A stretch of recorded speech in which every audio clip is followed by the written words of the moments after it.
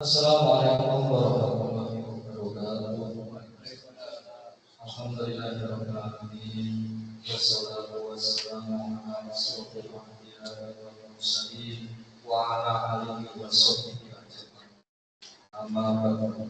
Pertama-tama marilah kita panjatkan puji syukur kehadirat Allah Subhanahu wa taala atas limpahan rahmat, limpahan hidayah serta karunia sehingga kita hari ini hari Kamis dapat berkumpul di majelis ilmu yang penuh berkah ini dalam keadaan sehat walafiat. Salawat serta salam semoga senantiasa tercurah kepada junjungan kita Nabi Muhammad Sallallahu Alaihi Wasallam beserta keluarga, para sahabat, dan seluruh umat hingga akhir zaman. Terkhusus juga termasuk kita semua yang hadir semoga mendapatkan syafaat dari Nabi. Untuk acara kajian siang ini pemateri dari instansi Bank Syariah Indonesia dengan nama Bapak Ustadz Abdul Rahman Sudika dengan tema menata harta membentuk pintu berkah tentang yang berisi tentang panduan hulu hilir tentang pengelolaan finansial dalam timbangan syariah. Mungkin tanpa berlama-lama mungkin kita bisa memulai kajian ini. Untuk waktu dan tempat silakan kepada Bapak Ustaz. Nomor Ustaz.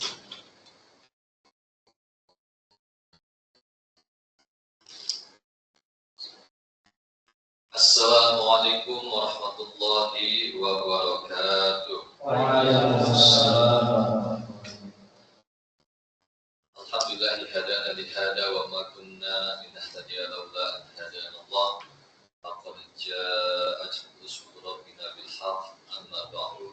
Allahumma shalli ala nuril anwar wa sayyidil asrar wa tidyaqil aghyar wa miftahi babil yasar sayyidina maulana Muhammad al-Mukhtar wa ahli al-athhar wa ashabil akhyar madadun ya'millahi wa ridhani. Al-mukarramun al-muhtaramun yang saya hormati, yang saya cintai, Hasatid wal Ustadzah, bapak-bapak, ibu-ibu pengurus Dewan Kemakmuran Masjid Nurul Iman dan jamaah sekalian yang semoga Allah senantiasa memberikan rahmatnya kepada kita semuanya. Alhamdulillah Rabbil Alamin.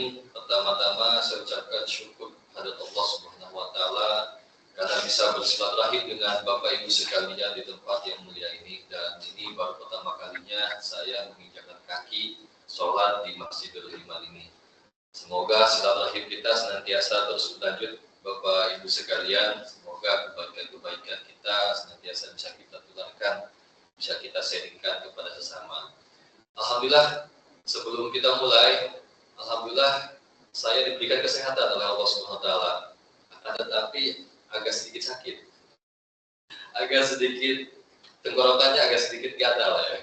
Jadi mohon izin Bapak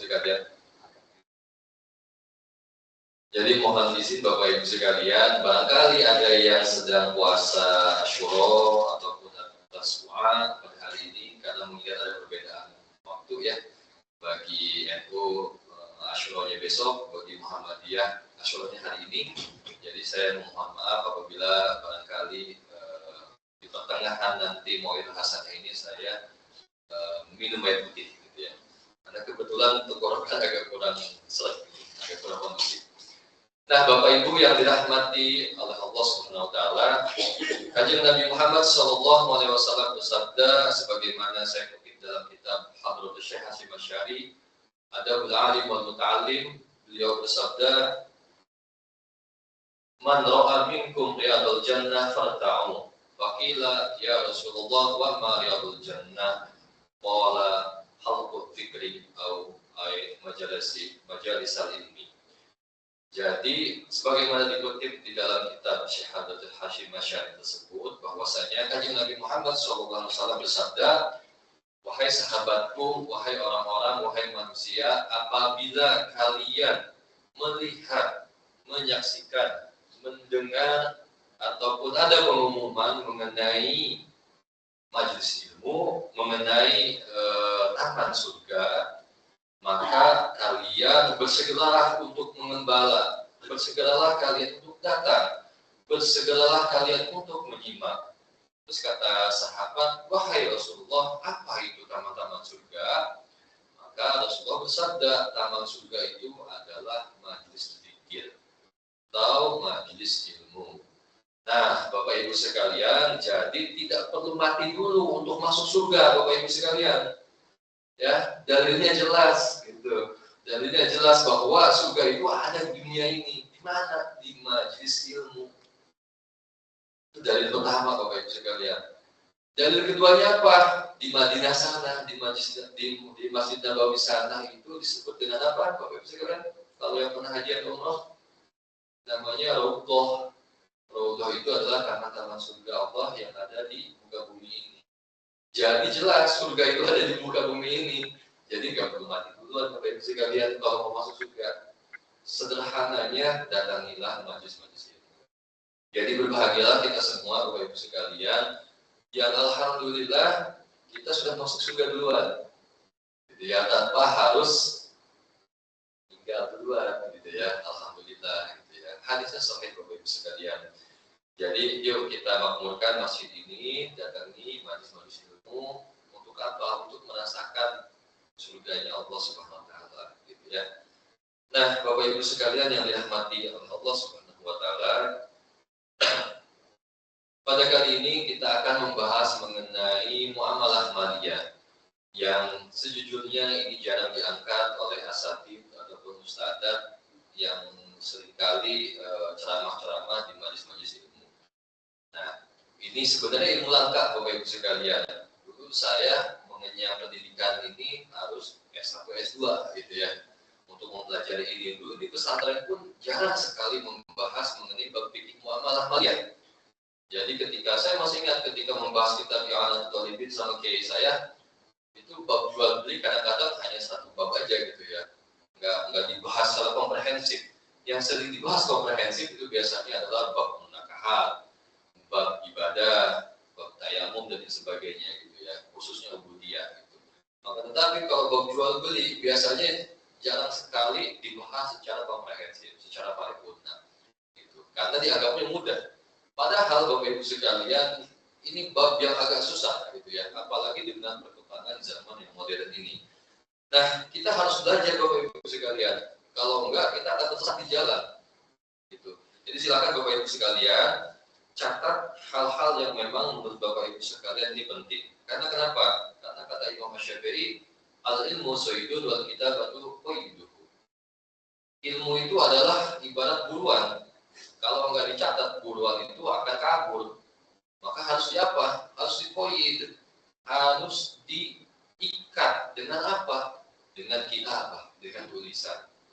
Nah, karena sekarang zamannya modern dan kita juga bukan siswa gitu ya, dicatatnya nggak harus pakai pulpen atau pena, HP, atau setidaknya catat dengan kiasan, yaitu semoga kita niatkan mencari ilmu ini masuk ke dalam hati, catat dalam hati, sehingga ini akan bermanfaat bagi kita semuanya ketika meninggalkan majelis ini. Bapak Ibu yang dirahmati oleh Allah Subhanahu wa taala, alhamdulillah setiap bulan kita menerima gaji.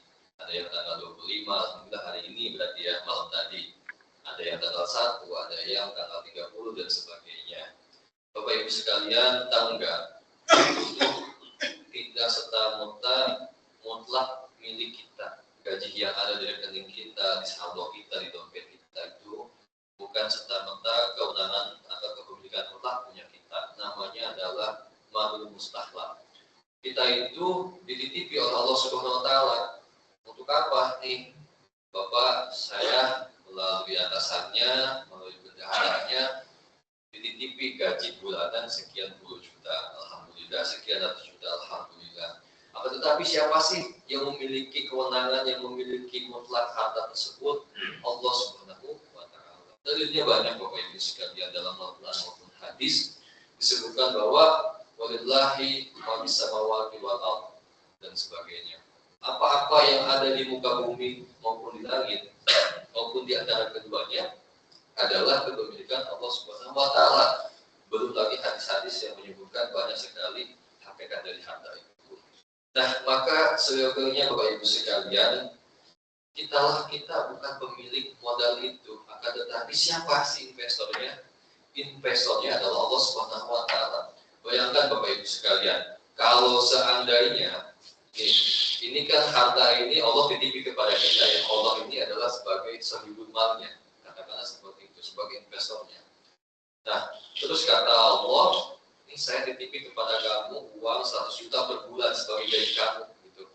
Tapi tolong dilakukan, ditasarrufkan, didaya gunakan dengan cara yang baik, misalkan seperti itu. Nah, terus kita sebagai penerima amanah itu melakukan prestasi, Bapak Ibu sekalian, melanggarnya. Kira-kira Allah marah nggak? Marah nggak? Jangankan Allah di atasan kita deh gitu ya. Atasan kita nih memberikan amanah kepada kita, saudara kita memberikan amanah kepada kita, wahai Bapak Fulan, saya titip uang 10 juta kepada kamu. Silahkan kamu gunakan, tapi tolong jangan gunakan untuk membeli minuman khamar, jangan gunakan untuk memperdaya gunakan hal-hal yang haram dan lain sebagainya. Kita nggak amanah dan ketahuan pula, dan uangnya berkurang pula. Kira-kira si pemberi amanah itu akan marah nggak Bapak Ibu sekalian? Akan marah, apalagi Allah Subhanahu wa taala. Gitu ya. Jadi Bapak Ibu sekalian, sebagaimana di dalam surat Al-Hasyr, Al-Anfal ayat 28 disebutkan bahwa A'udzubillahi minasyaitonir rajim wa'lamu anna amwalakum wa auladakum fitnatun. Ketahuilah wahai manusia bahwasanya harta kalian dan anak-anak kalian itu adalah cobaan. Yang namanya cobaan dan untuk mengukur keimanan kita Bapak Ibu sekalian. Itu. Wa'lamu annallaha indahu ajrun 'azimun. Dan ketahuilah bahwa di sisi Allah itulah pahala yang berlipat ganda. Apa maknanya ayat ini Bapak Ibu sekalian?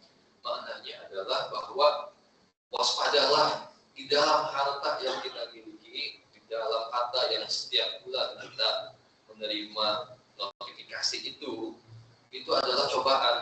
Barang siapa yang menerimanya dengan cara halal, alhamdulillah, maka dia akan mendapatkan keberkahan. Dan jangan lupa ada yang harus kita daya gunakan. Kita tahu kita memiliki keluarga, kita memiliki istri, memiliki anak, perlu yang namanya makan, ke nasi padang, ke warteg dan lain sebagainya.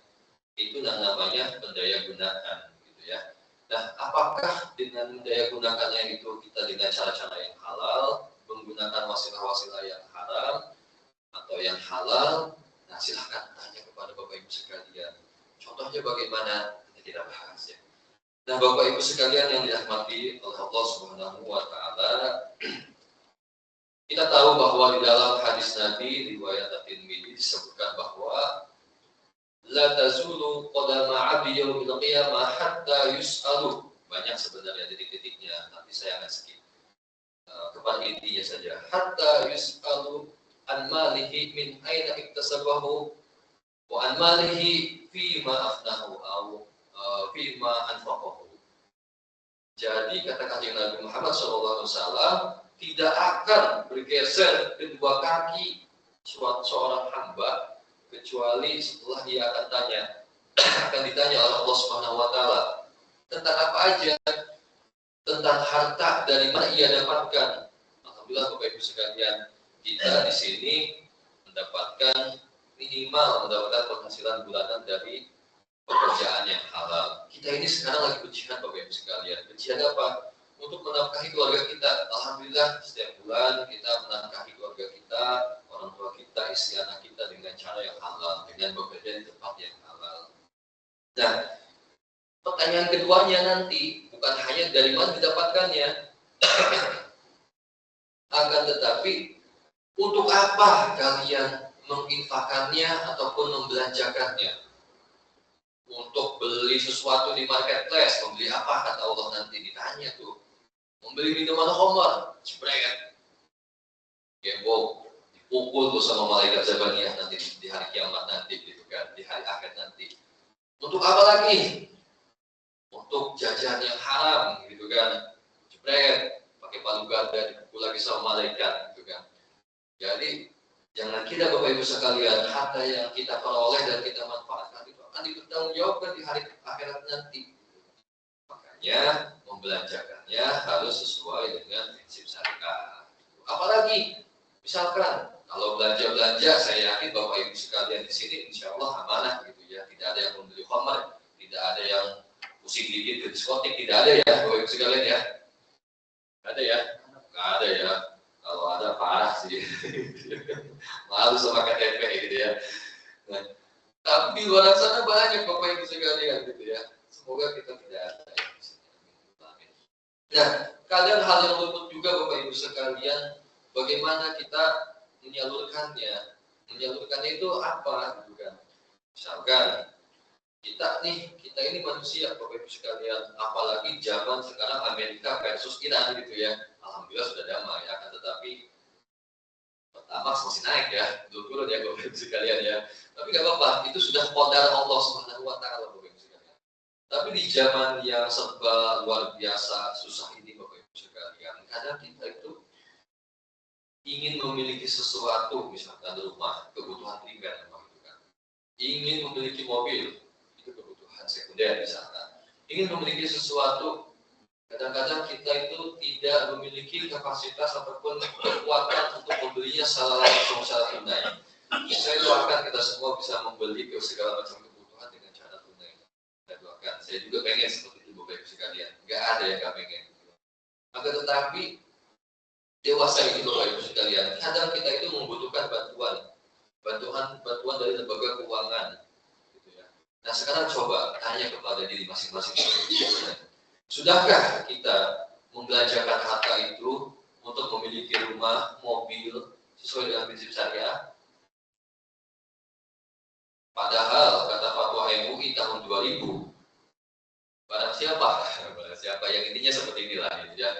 Barang siapa yang melakukan transaksi dengan cara ribawi itu seperti apa? Dengan cara utang piutang uang, misalkan saya pinjemin ke Mas siapa namanya? Mas Ridwan, saya pinjemin ke Mas Ridwan 10 juta rupiah. Saya bilang ke Mas Ridwan saya pinjemin 10 juta rupiah. Kemudian karena jenengan nyicil selama 1 tahun, jenengan harus balikin kepada saya 15 juta rupiah. Artinya bunganya adalah 5 juta rupiah. Maka itu hukumnya riba alias hukumnya haram. Dan sebagaimana disampaikan oleh Allah Subhanahu wa taala dalam surat Al-Baqarah ayat 276, disebutkan bahwa yang haqqullahu riba yuridus shadaqat. Wallahu la yuhibbu kulla kafarin athim. Dan disebutkan di dalam surat ayat 278, ya ayyuhalladzina amanu taqullaha wa dharu ma baqiya min riba in kuntum mu'minin. Ayat 279-nya, fa in lam taf'alu fa'tanu biharbin minallahi wa rasulih. Satu-satunya ayat Al-Qur'an yang Allah menantangin manusia dengan cara berperang itu adalah pemakan riba Bapak Ibu sekalian. Mohon maaf, bukan pezina, bukan pembunuh, bukan koruptor, bukan yang lainnya. Akan tetapi adalah orang yang memakan riba. Bagi saya pribadi, ini sangat dahsyat. Allah mengancam, fa'danu biharbin minallahi wa rasulih. Kalau kalian tidak taubat, maka akan kami memandangkan perang dengan Allah dan Rasulnya. Kata Allah seperti itu dalam surat Al-Baqarah ayat 279. Jadi Bapak Ibu sekalian, pengajian ini adalah momen kita untuk merefleksikan diri, muhasabah diri, apakah kita sudah mengikuti perintah Allah dan Rasulnya atau belum. Maka jika belum, ayo kita bermuhasabah. Mau sampai kapan terus-terusan diladah ribawi? Mau sampai kapan kita terus-terusan memakan harta yang haram? Tanya kepada diri kita sendiri. Gitu. Kalau terpaksa babnya berbeda, Bapak Ibu sekalian. Kalau ada paksaan, kalau ada sesuatu yang memang tidak bisa kita toleransi, tidak bisa kita tinggalkan, maka babnya itu adalah bab rukhsah nanti. Nah, tapi silakan diukur oleh Bapak Ibu sekalian. Kira-kira susah nggak mengakses lembaga keuangan syariah? Susah nggak kira-kira kita meninggalkan lembaga ribawi? Nah, silakan Bapak Ibu sekalian pikirkan sendiri gitu ya, nggak usah saya mikirkan. Gitu. Saya hanya menyampaikan amanah dari apa yang disampaikan dalam Al-Quran. Ya.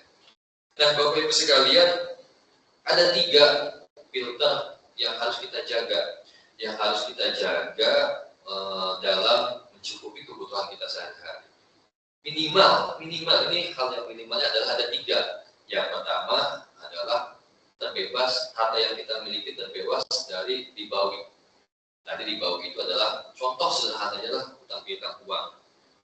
Tadi meminjemin uang 10 juta, si peminjamnya, pemberi pinjamannya mensyaratkan 5 juta, jadi total 15 juta. Itu hukumnya riba. Yang kedua, harta yang kita miliki itu harus bebas dari syubhat, Bapak Ibu sekalian. Apa sih harta syubhat itu? Harta yang hukum asalnya itu nggak jelas. Ini haram atau halal. Misalkan gini Bapak Ibu sekalian. Sederhananya kalau di kampung-kampung kan kita biasanya punya tanah dari kampung tuh ya. Kalau nggak punya, saya doakan semoga Bapak Ibu sekalian punya aset lah gitu ya, tempat tanah. Gitu ya. Kalau belum mampu, nyicil, gitu ya. Silakan nyicil Bapak Ibu sekalian.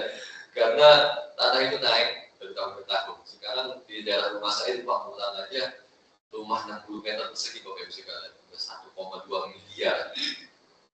Saya dulu beli tahun 2022 dengan luas tanah 78 meter persegi masih 900 juta. Sekarang 60 meter persegi udah 1,2 miliar. Apalagi udah gaung-gaung akan dibuat MRT, udah semakin naik tuh Bapak Ibu sekalian. Jadi silakanlah gitu ya investasi Bapak Ibu sekalian. Nah, syubhat itu misalkan kita punya tanah nih di kampung, tanah warisan misalkan gitu ya. Karena kita jarang pulang kampung nih misalkan, patoknya itu hilang gitu, nggak tahu kemana gitu. Entah karena memang masalah bertetangga atau mungkin karena memang kejadian yang alami, misalkan ya patoknya dari pohon atau dari batu, terus mungkin ada tergeser tanah bambunya atau apa gitu ya, sehingga hilang misalkan gitu ya, intinya hilang gitu ya. Pas kita ke sana nengok nggak jelas lagi nih batasan-batasannya. Itu syubhat Bapak Ibu sekalian, nggak jelas gitu ya. Ini kalau kita pindahin 5 meter gitu ya, hukumnya haram atau enggak gitu kan, karena patokannya hilang gitu. Nah maka itu kita harus hati-hati, kita harus tinggalkan. Tapi harta syubhat ini bisa dijadikan halal dengan cara apa? Misalkan contoh yang tadi, kita panggil saksi-saksi gitu kan, panggil BPN, ukur lagi gitu kan, itu bisa gitu ya. Terus apa lagi? Misalkan nemu uang 10 juta rupiah gitu kan di depan musola, di depan masjid. Kalau 2.000 mah oke lah gitu ya. Tapi kalau 10 juta rupiah gitu kan, jangan-jangan punya Mas Ridwan gitu kan, jangan-jangan itu bapak-bapak DKM ketinggalan gitu ya, kotak amalnya gitu ya, apa namanya, tercecer gitu ya. Jadi banyak jangan-jangannya. Nah maka solusinya gimana? Maka tabayun, diumumkan oleh DKM gitu kan, diumumkan ini 10 juta untuk siapa gitu kan, nomor serinya berapa misalkan atau pecahannya berapa gitu kan, ya dengan cara-cara tertentu lah seperti kebiasaan. Jadi jangan dikantongin sama yang menemukannya, karena itu harta syubhat.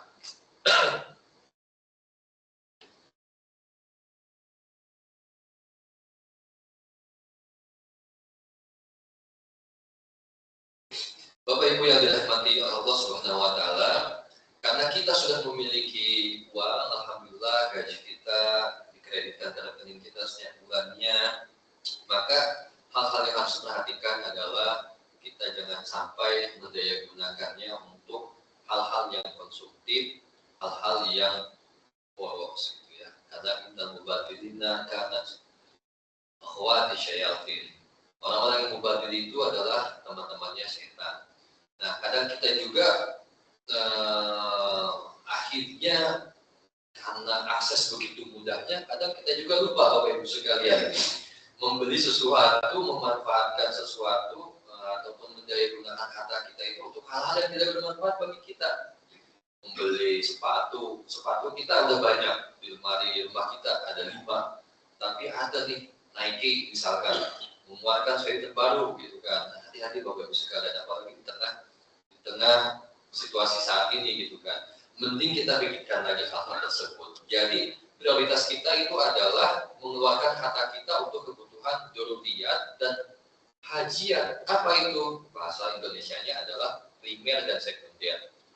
sesuatu yang memang itu menjadi kebutuhan sekunder kita. Kalau kita tidak menggunakannya, maka kita akan kesulitan. Itu namanya sekunder. Kalau primer, kalau kita nggak punya itu, hidup kita akan mengancam kehidupan kita. Kita akan mati, kita akan susah payah dan lain sebagainya. Itu primer. Minimal dua itu. Kalau memang itu sudah tercukupi dan harta kita masih banyak, ya silakan kita menggunakan dengan kebutuhan tersier kita. Yang penting halalan thayyiban. Nah, Bapak Ibu sekalian, kemudian juga hati-hati. Jangan ada pandangan gini, kita ini kan karyawan ya, kita pegawai. Godaannya adalah fraud, godaannya adalah gratifikasi, godaannya adalah korupsi. Pernah ada orang-orang yang berpikir seperti ini, nggak apa-apa deh korupsi, yang penting saya nanti infak sodako, karena itu akan mensucikan kata saya. Pernyataan yang bodoh itu ya Bapak Ibu sekalian, jangan diikutin gitu ya, itu filosofis yang ngeyel, yang nyeleneh gitu, karena infak, sodako, zakat yang dikeluarkan dari harta yang haram itu akan ditolak oleh Allah Subhanahu Wa Taala. Jadi infak, sodako, zakat ataupun wakaf yang dikeluarkan yang akan diterima oleh Allah Subhanahu Wa Taala adalah dari harta yang halal, bukan dari harta yang haram. Hati-hati Bapak Ibu sekalian, di kampung saya ada seperti itu. Dia pengusaha koperasi di darat lah gitu ya. Di darat gitu ya, di darat. Terus hartanya ya banyak dan jadi gitu-gituan gitu kan. Gitu. Ya, dia mau menginfakkan untuk membangun masjid, sama masyarakat ditolak gitu kan. Sama masyarakat ditolak. Nah, saya yang masyarakatnya nggak cerdas. Nggak nanya kiai gitu, harusnya nanya gitu, boleh nggak gitu. Nah, ini uniknya Bapak Ibu sekalian. Jadi yang ditolak itu adalah amalan si pelakunya, pelaku dosanya. Tetapi si masyarakat itu nggak boleh nolak sebenarnya. Bisa dipahami ya Bapak Ibu sekalian. Karena gini, ketika mohon maaf ya, harta korupsi misalkan, harta maling, harta ribawi, itu esensinya bukan harta orang itu, tapi itu adalah harus dikembalikan kepada siapa? Pemilik mutlaknya. Siapa? Allah Subhanahu Wa Taala. Nah, sedangkan Allah itu sebenarnya nggak butuh duit gitu kan, maka dikembalikan kepada apa? Representatif di jalan Allah itu apa? Yaitu membangun masjid, membangun jalan, untuk kebutuhan umat, sekolah dan lain sebagainya. Maka sebenarnya masyarakat itu harusnya menerima saja gitu kan. Nah, tetapi banyak ulama mengatakan sebaiknya memang melalui lembaga amil zakat atau basnas. Supaya apa? Supaya tidak ada hutang budi kepada si pemberi tadi gitu ya. Apalagi pemberinya ada motifnya gitu kan. Nah, Bapak Ibu yang dirahmati oleh Allah Subhanahu Wa Taala, kita dalam mengelola harta itu, karena tadi harta itu bukan punya kita, itu adalah amanah dan harus kita daya gunakan sesuai dengan syariat Allah dan Rasulnya. Untuk apa sih? Untuk mengundang keberkahan Bapak Ibu sekalian. Keberkahan itu bukan berarti saldo kita itu akan naik terus, bukan berarti kita dianugerahi istri yang cantik, yang solehah, suami yang ganteng, yang six-pack, bukan seperti itu Bapak Ibu sekalian. Nah, tapi keberkahan itu adalah bertambah tanpa henti. Fungsi hartanya itu semakin optimal dalam membawa kebahagiaan dan keselamatan sekalian. Karena kadang-kadang gini Bapak Ibu sekalian, kadang-kadang nih yang mohon maaf sekali, ini yang semoga kita tidak putus asa. Kadang kita itu rajin sholat, tapi melihat tetangga kita yang gak pernah sholat, duitnya banyak banget gitu ya. Seri-serinya banyak banget gitu ya. Itu terjadi pada saya Bapak Ibu sekalian. Tetangga saya itu mohon maaf, saya tidak perlu sebut instansinya apa gitu ya. Akan tetapi dia ngomong kepada saya, Mas, saya habis terima duit gratifikasi lah intinya 10 juta dari klien saya gitu kan. Wah, itu saya hebat, bagus. Cuman saya bilang, Mas, apa nggak takut? Pertama nggak takut dipidana, yang kedua nggak takut dosa gitu kan. Aduh, nantilah masalah apa gitu kan. Nah, Bapak Ibu sekalian, kadang tuh Allah itu menguji kita itu dengan dua mata sisi. Ada yang diuji dengan ketidakcukupan harta atau harta yang pas-pasan. Ada yang diuji dengan harta yang bergelimpah tapi dengan cara yang haram gitu ya. Itu namanya istidraj Bapak Ibu sekalian. Nah, kita misalkan yang memang dikaruniai oleh Allah Subhanahu wa Ta'ala dengan harta yang pas-pasan, jangan mengeluh Bapak Ibu sekalian. Saya tahu Al-Batani pernah mengutip hadis Nabi Muhammad SAW dalam kitabnya Nasaihul Ibad, disampaikan bahwa barang siapa yang pagi-pagi hari sudah mengeluh kepada tetangganya terkait dengan sulitnya hidup dengan harta, maka sesungguhnya dia tidak ridho dengan ketetapan Allah Subhanahu wa Ta'ala. Dan barang siapa yang pagi-pagi harinya dia itu sudah ngedumel pada dirinya sendiri atas dunianya, atas urusan duniawinya, maka sesungguhnya dia telah membenci Allah Subhanahu wa Ta'ala. Maka kata kajian Nabi Muhammad SAW, untuk mengobati itu, aku wasiatkan kepada kalian semuanya satu doa yang sebagaimana doanya Nabi Musa ketika dihadapkan oleh tentara Fir'aun dan lautan. Nanti silahkan dicatat, doanya seperti ini Bapak Ibu sekalian. Allahumma lakal hamdu wa ilaikal mustaka wa antal musta'an wa la hawla wa la quwwata illa billah. Itu Bapak Ibu sekalian. Jadi kita harus pertama memiliki sifat qanaah atas apa yang kita miliki Bapak Ibu sekalian. Ya. Dan barangkali gini Bapak Ibu sekalian, waktunya sangat terbatas ya. Dan barangkali yang harus kita perhatikan gini Bapak Ibu sekalian. Ini cerita yang sangat menggugah. Saya punya teman. Dia adalah seorang karyawan biasa Bapak Ibu sekalian. Dia bilang gini, Mas, alhamdulillah ada hikmahnya saya itu gajinya cuma 5 juta per bulan. Kenapa kata saya? Kalau saya gajinya kayak direksi, kayak komisaris, lain ratusan juta, yang miliaran, itu mungkin saya sekarang udah selingkuh sama istri saya. Itu mungkin saya sekarang udah melakukan korupsi. Saya mungkin istrinya udah 4 gitu ya, bukan istri ya maksudnya, udah selingkuhannya udah 4 gitu ya, udah 5, udah 6 gitu ya. Gitu. Dia udah main wanita, udah pergi ke diskotik mungkin. Tapi karena harta saya pas-pasan, boro-boro saya mikirin selingkuh. Untuk kehidupan sehari-hari aja udah pas-pasan, boro-boro saya ke diskotik gitu kan, untuk makan aja alhamdulillah gitu. Jadi, tapi saya bersyukur Allah menjaga saya dengan Allah memberikan 5 juta per bulan itu, karena mental saya belum kuat kayaknya gitu kan. Nah jadi Bapak Ibu sekalian, kadang Allah memberikan kita harta yang segitu-gitu aja tuh, karena memang kita emang porsinya segitu. Kalau Allah kasih 100 juta, kayaknya nggak bakal kuat gitu ya. Bapak Ketua DKM nih, kalau Allah kasih 1 miliar per bulan, belum tentu kuat Pak. Belum tentu kuat Pak, saya juga seperti itu. Makanya Allah kasih dengan porsi segitu untuk menjaga kita. Nah Bapak Ibu sekalian, intinya dari hulu ke hilir ini, alhamdulillah kita harus mensyukuri kita kerja di sini menerima pendapatan yang halal. Sekarang PR-nya bagaimana kita mendayagunakannya, membeli mobil dengan cara apa, membeli rumah dengan cara apa, menafkahi keluarga dengan cara apa, membeli barang-barang apakah semuanya sudah halal, apakah masih yang haram. Gitu. Dan jangan lupa Bapak Ibu sekalian, di dalam surat Al-Hasyr ayat 18 disebutkan bahwa ya ayyuhalladzina amanu taqullaha wa tanzur nafsum ma qaddamat lighad. Kita harus mempersiapkan untuk masa depan kita, untuk anak-anak kita. Nah, kira-kira cukup nggak hanya mengandalkan gaji saja? Kalau nggak cukup, Bapak Ibu sekalian, kita harus pintar-pintar. Kita investasi itu tidak dilarang, Bapak Ibu sekalian. Justru umat Islam itu harus berinvestasi. Kalau nggak ketinggalan, Bapak Ibu sekalian, mohon maaf, ketinggalan sama tetangga kita, sama saudara kita, kaum yang lainnya. Justru orang Islam itu harus kaya, harus punya instrumen ekonomi yang kuat. Kalau bahasa kerennya passive income, harus punya yang namanya financial freedom filosofi gitu ya. Kalau hanya mengandalkan kejujuran, ya mohon maaf Bapak Ibu sekalian, kalau pensiun ya siap-siap aja, hanya mainin peliharaan burung dan sebagainya gitu kan. Bapak Ibu harus punya skill, punya investasi lain, harus punya portofolio lain. Untuk apa? Kata Allah, wa ta'budu nafsum ma qaddamat lighad, untuk mempersiapkan masa depan. Dan tentunya instrumen-instrumen itu, skill-skill itu harus tidak bertentangan dengan prinsip syariah, harus sesuai dengan aturan yang Allah dan Rasulnya perintahkan dan menjauhi segala yang Allah dan Rasulnya larang. Itu saja Bapak Ibu sekalian, sebelum kita tutup, mungkin silakan Anda tanya jawab.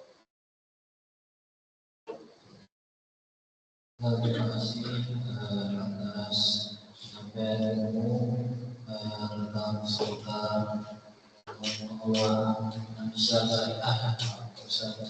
Mungkin Bapak Ibu jamaah yang barangkali ingin bertanya lebih detail terkait materi yang disampaikan, mungkin bisa tunjuk jari.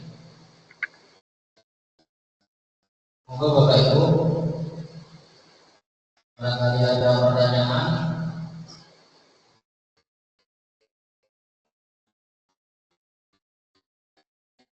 Waalaikumsalam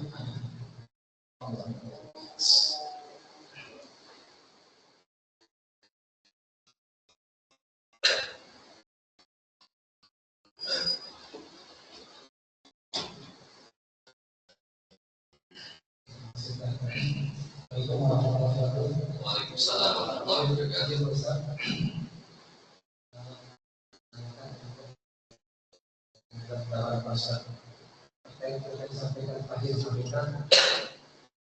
Kita kalau bisa dengan mengisi ASN dan ASN yang siapkan hal-hal yang dilakukan dalam pada di kalau saya punya masih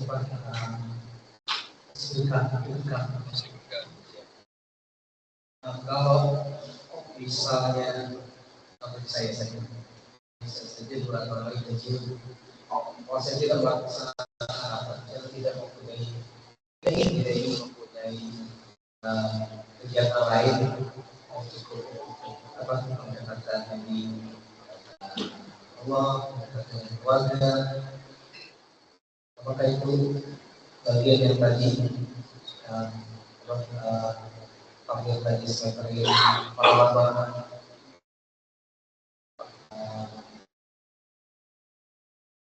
merasa cukup dengan ketetapan Allah? Apa yang nanti yang bisa saya akan prinsip itu salah atau seperti itu?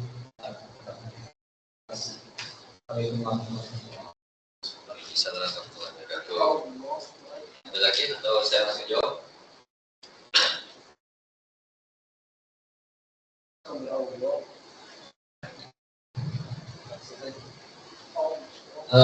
Mungkin kalau tidak ada bisa langsung. Terima kasih Pak atas pertanyaannya. Pertanyaannya, jadi apakah misalkan kita mau menghadapi pensiun atau bahkan mungkin sudah pensiun, alhamdulillah dapat pesangon ya Pak ya, alhamdulillah. Terus kita cukup sajalah, yang penting itu cukup untuk diri kita dan minimal istri, anak-anak, insya Allah sudah pada kerja gitu ya, misalkan. Gitu ya. Apakah itu termasuk pandangan? Nah Bapak Ibu sekalian, saya pernah mempelajari kitab Madarij Salikin karya Ibnu Qayyim Al-Jauziyah. Beliau membagi qanaah itu beberapa tahap. Kurang lebih ada 3 tahapan atau 3 tingkatan qanaah. Jadi, dan ini juga sempat disinggung di dalam kitabnya Al-Hikam karya Syekh Ibnu Athaillah As-Sakandari. Intinya gini Bapak Ibu sekalian, qanaah itu ada beberapa tingkatan. Intinya yang tingkatan paling rendah ataupun minimalis itu adalah cukup dengan diri sendiri dan dia tidak perlu melakukan usaha yang lain. Intinya yang berkhawat dengan Allah pun kehidupan dunia dia sudah mencukupi. Nah itu apakah disebut qanaah? Betul Pak. Apakah itu salah? Tidak salah. Itu jalan hidup masing-masing.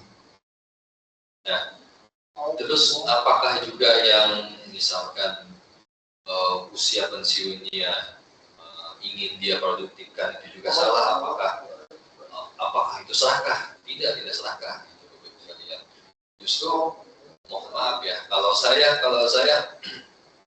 mempunyai visi misi hidup sendiri gitu Bapak sekalian. Saya nggak mau kalau suatu saat saya pensiun nanti saya itu cuma hanya ke masjid doang. Saya nggak mau seperti itu. Tapi saya pengen punya perkebunan, saya pengen punya karyawan, pengen punya tetangga-tetangga saya itu bisa bekerja dengan saya. Kalau bisa dapat penghasilan, dapat istilahnya hasil panen juga gratis dari saya, nggak apa-apa gitu.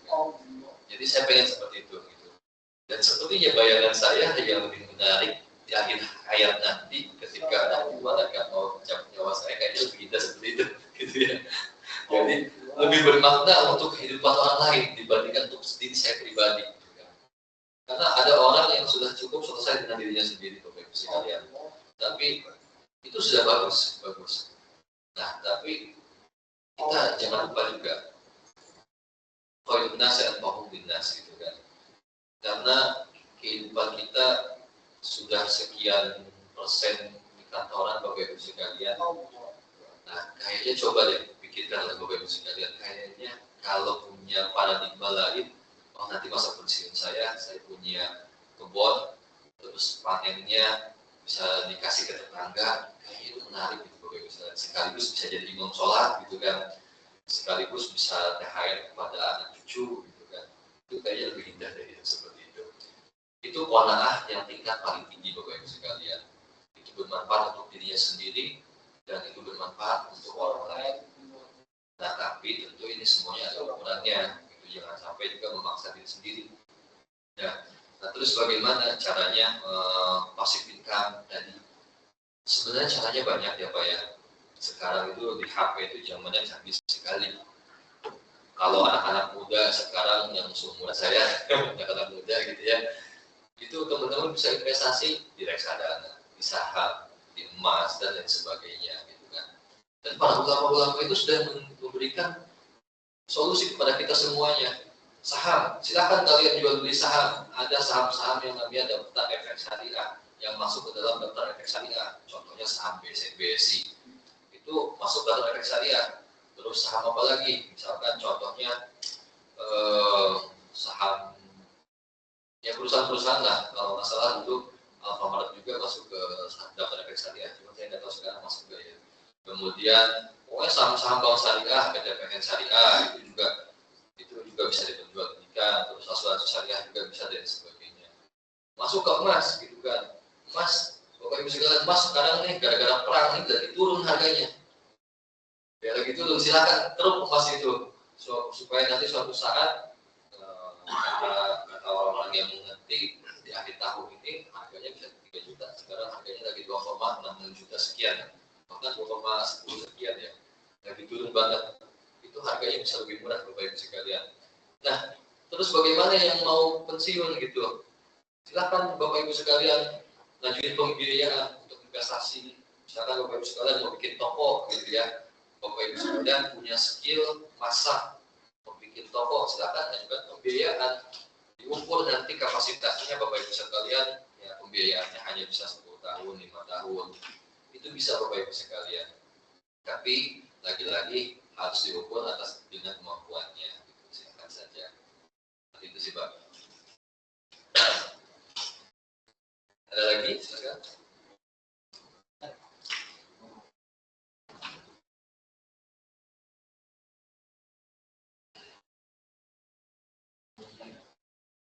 Jadi Rasulullah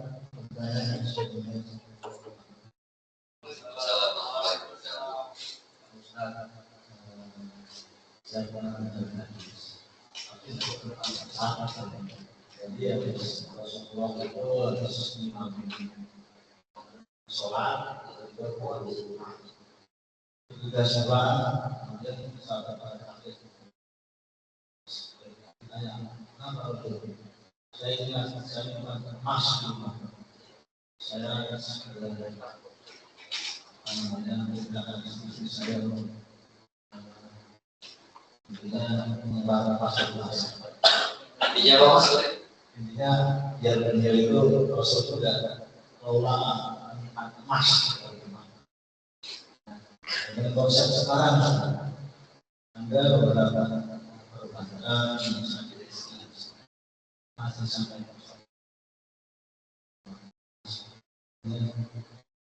konsep-konsep yang mengaku bahwa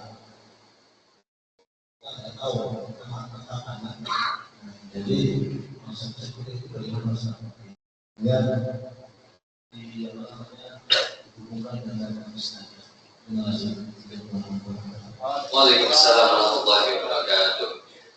Jadi Bapak Ibu Ibu sekalian, dalam memahami hadis akad maupun riwayat tersebut, pertama kita harus menilai esensinya. Esensinya itu jangan lama-lama menyimpan emas. Kalau orang tua kita dulu itu kan di bawah ranjang ya, di bawah kasur gitu ya, atau di bawah tanah gitu ya, sehingga jadi harta karun gitu ya. Intinya apa Bapak sekalian? Kayak dulatan bainal aghniyai. Jadi supaya harta itu tidak beredar di kalangan orang kaya saja, tidak berputar intinya Bapak sekalian. Nah, tapi bukan berarti itu melarang kita itu untuk memelihara ataupun menyimpan emas Bapak sekalian.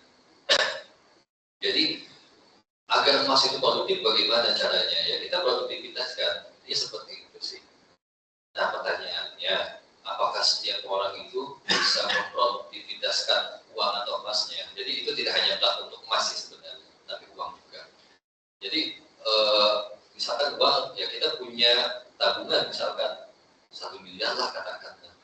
Gak ada apa-apa itu tabungan. Nah itu sisi benar yang makna riwayat tersebut itu. Jadi buat apa kalian punya uang di tabungan 1 miliar, tapi gak diapa-apain? Kata-kata misalkan biaya terus biaya admin gitu kan, dan tabungannya wadiah lah gitu kan. Mendingan diproduktifkan. Untuk apa? Ya buka usaha misalkan seperti itu. Buka usaha ataupun untuk jaga-jaga, ya kecuali untuk jaga-jaga nggak apa-apa. Itu masih masuk surat Al-Hasyr ayat 18. Nah pada prinsipnya jangan sampai uang itu simpan saja, mendingan di anak pinahkan.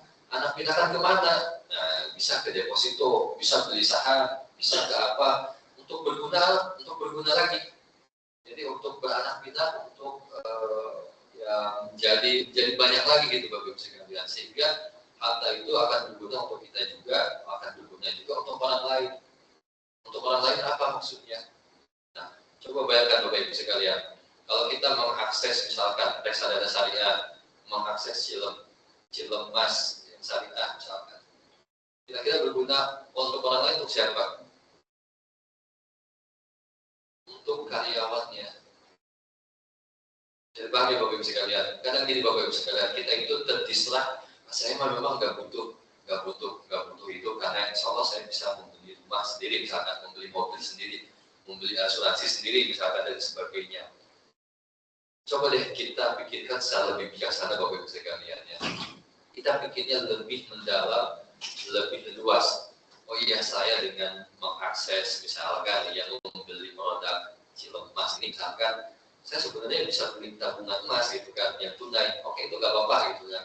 Tapi misalkan suatu saat kalau saya nih orangnya berpikirnya seperti ini Bapak Ibu sekalian. Kita kalau tawarin cilok misalkan gitu ya, kadang saya berpikirnya begini. Saya sebenarnya bisa beli tunai. Alhamdulillah saya udah punya emas dengan cara lebih tunai. Tapi, oh iya, dengan saya membeli dengan cilok ini, dia akan mendapatkan reward dari bosnya, dari perusahaannya. Oh ini akan bermanfaat bagi orang lain. Sama seperti pajak Bapak Ibu sekalian. Ini kalau masyarakat egois, ngapain sih bayar pajak gitu kan? Mohon maaf ya, kadang-kadang dikorupsi juga gitu kan. Kadang-kadang di kampung saya sendiri gitu kan, jalan masih jelek, tidak ada manfaatnya juga. Kalau berpikirnya pragmatis seperti itu, udah deh, selesai semuanya. Tapi kan kita harus membangun dengan paradigma yang lebih luas. Oh, dengan saya membayar pajak, jalan, minimal jalan yang di gang sebelah itu dibangun oleh pemerintah. Selain itu juga ada teman-teman yang kerja di pajak sana itu yang dapat penghasilan halal gitu kan. Atas apa itu? Dengan cara saya membayar pajak gitu kan. Jadi mengalir begitu saja gitu Bapak Ibu sekalian. Ya. Jadi dengan cara kita mendaya gunakan harta tersebut itu otomatis dia akan circle-nya mengalir ke kanan, ke kiri, ke atas, ke bawah. Jadi saya terus terang belum mendengar hadis tersebut Mas, gitu ya. Makanya saya nggak berani itu menyebut hadis, yang jelas katakanlah itu riwayat, tapi intinya riwayat tersebut menegaskan bahwa harta itu tidak boleh berputar di kalangan orang kaya saja, gitu ya. Harus kita produktifkan, gitu, harus kita daya gunakan. Nah, misalnya kita ini kadang-kadang karena kita ini karyawan Bapak Ibu sekalian, boro-boro ngerjainnya kayak gitu kan. Setidaknya nih uang kita yang ada di tabungan kita kita daya gunakan untuk apa? Untuk investasi di reksadana syariah, saham syariah, di emas, dan lain sebagainya sesuai dengan kemampuan kita. Nah, banyak yang bertanya juga, borol jual beli saham mah. Yes, bagi yang nggak punya ilmunya, makanya belajar Bapak Ibu sekalian. Kita itu diberikan akal yang luar biasa sama Allah supaya belajar. Kita harus tahu yang namanya teknikalnya, fundamentalnya, gitu kan. Makanya saya selalu bilang, borol bagi orang-orang yang tidak memiliki ilmunya, makanya jangan macam-macam, jangan nyemplung ke bursa efek kalau nggak punya ilmunya, gitu kan. Semuanya harus punya ilmunya. Bapak Ibu sekalian kerja di sini juga, memang tahu kan masalah ilmu dunia perbendaharaan negara, gitu kan. Kalau saya masuk ke sini mungkin ditolak, karena saya nggak tahu ilmunya, gitu kan. Bapak Ibu juga demikian, nggak mungkin susah masuk ke bank syariah atau ke asuransi syariah karena ada ilmunya. Maka sudah kita serahkan saja ke orang-orang yang memilikinya. Silakan saja Bapak Ibu sekalian, jangan khawatir. Sudah intinya para ulama sudah memfasilitasi, sudah memberikan argumen bahwa yang ada di lembaga keuangan syariah itu sudah sesuai syariah, gitu ya. Jadi silakan diakses, gitu ya, bagi yang memiliki kemampuan. Itu sih.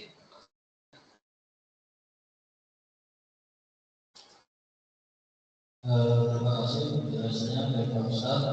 Bapak Ibu jemaah, apakah masih penasaran lagi ingin bertanya untuk kajian kali ini? Kalau tidak ada yang bertanya, mungkin sekian ya Pak ya. Kita akan tutup majelis ini. Bapak Ibu hadirin hadirat yang dirahmati Allah Subhanahu wa taala, demikianlah kajian kita hari ini. Semoga apa yang telah disampaikan oleh pemateri dapat menambah wawasan keislaman kita serta membersihkan hati kita untuk menjadi amal jariah dan dapat memberatkan timbangan kebaikan kita di akhirat kelak. Saya mohon maaf atas kesalahan kita selama acara berlangsung. Wabillahi taufiq wal hidayah. Assalamualaikum warahmatullahi wabarakatuh. Waalaikumsalam warahmatullahi wabarakatuh. Biar Bapak Ibu sekalian, mari kita bersama-sama berdoa mohon kepada Allah SWT untuk kebaikan khususnya kita semua yang ada di sini, untuk keberkahan umat, bangsa dan negara kita, dan semoga harta yang kita miliki senantiasa Allah jaga dari hal-hal, dari segala macam yang haram.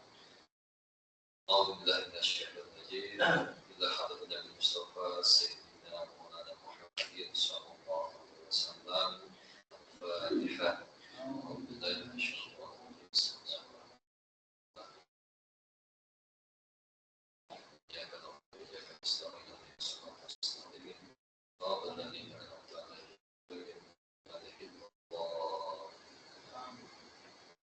اللهم انت ربنا خلقتنا ونحن على احوالك ما استطعنا نعوذ بك من شرور ما صنعنا ولك فاغفر لنا اللهم لك الحمد واليك المشتكى وانت المستعان ولا حول ولا قوه الا بالله العظيم ونستعينك على فساد فينا ونسالك على صلاح بسم الله ما شاء الله لا قوة إلا بالله حسبنا الله ونعم الوكيل نعم المولى ونعم النصير ولا حول ولا قوة إلا بالله العلي العظيم اللهم صل وسلم وبارك على سيدنا محمد وعلى سيدنا محمد ربنا آتنا في الدنيا حسنة وفي الآخرة حسنة وقنا عذاب النار اللهم يا ودود يا حميد يا غني يا رحيم يا ودود أغننا بحلالك عن حرامك وبطاعتك عن معصيتك وبفضلك عن سواك اللهم أكرم هذه الأمة المحمدية بجميل أوائلك في الدارين إكراما لمن جعلتها في أمته صلى الله عليه وسلم اللهم اغفر لنا يا غفور اللهم اكشف عنا واشف عنا وارفع عنا البلاء والوباء والمحن والطاعون والشدائد والبأساء والسوء والزنا والربا والسلوكات المختلفة من بلادنا هذه الإنجليز خاصة ومن بلدان المسلمين عامة إنك على كل شيء قدير ربنا لا تزغ قلوبنا بعد إذ هديتنا وهب لنا من لدنك رحمة إنك أنت الوهاب ربنا آتنا في الدنيا حسنة وفي الآخرة